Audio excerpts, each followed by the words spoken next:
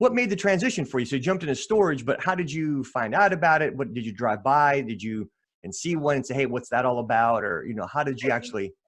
Yeah, that's a good question. I was always kind of intrigued by them. You see those row garages on the side of the highway, and just Yeah.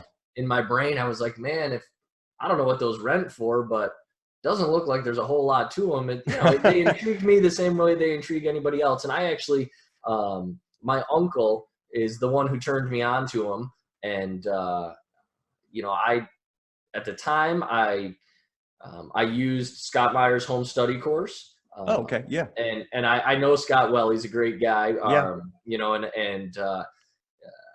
When I first met him, I said, thank you and I'm sorry. And he's like, what are you talking about? I'm like, well, thank you in that I used your material to introduce me to storage, and I'm sorry, I've never paid you a dime.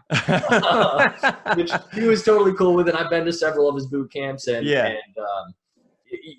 he's got some great information out there. I've since also started to compile some educational resources that I'm trying to share with the world. And yes. So some might look at he and I as competitors, but I don't come from a cutthroat mentality or a scarcity mindset. I believe that there's plenty of opportunity to go around, and people will come to me for storage, and maybe they want to do development, or their strategy is, I just think Scott's a better guy to teach them. So I send them his way. And if I feel like maybe what I have is a better fit for them, then I'm certainly happy to share that too. But absolutely. Yeah. Scott's a great guy. I've been to one of his syndication summits. This is a couple of years ago just to check it out. I sat in on one of his webinars, and he was live on the webinar, asked a few questions just to kind of test and see, the knowledge base and all that. And it actually was really spot on. So that's what kind of said, hey, I should probably go check this out. So